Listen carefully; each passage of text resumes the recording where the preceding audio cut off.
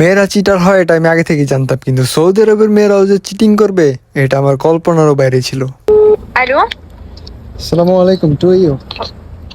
وين انت موجود برا؟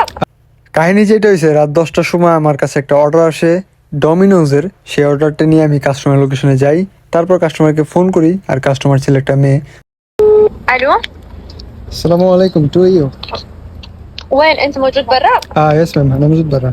Phone করার পরে বললাম যে আমি আপনার বাড়ির সামনে দাঁড়ানো আছি, গেটের সামনে। কাস্টমার বললো ঠিক আছে, আমি আসতেছি। এই কথা বলে যে ফোন কাটছে, আমি 5 মিনিট ওয়েট করতেছি, আর আসে না। 5 মিনিট পরে আমি আবার ফোন করলাম, এখন দেখি যে ফোনটাই সুইচ অফ। আরে কি মুশকিল। এরপর আর 2-3 মিনিট ট্রাই করলাম, দেখলাম যে ফোনটা সুইচ অফ। তারপরে বুঝলাম যে আমার সাথে হয়তো কোনো একটা প্র্যাঙ্ক হয়ে গেছে। তারপর আমি কাস্টমার কেয়ারে মেসেজ করলাম যে কাস্টমারের ফোন বন্ধ, এখন আমি কি করবো।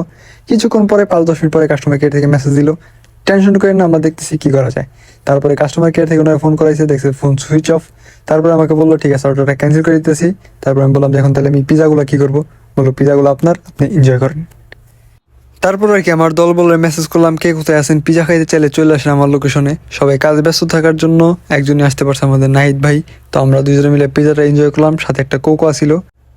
মাঝে সাথে এরকম 2-4টা চিটারে পাল্লায় বললে খারাপ হয় না নাকি? Vamos, wow, wow, wow, wow.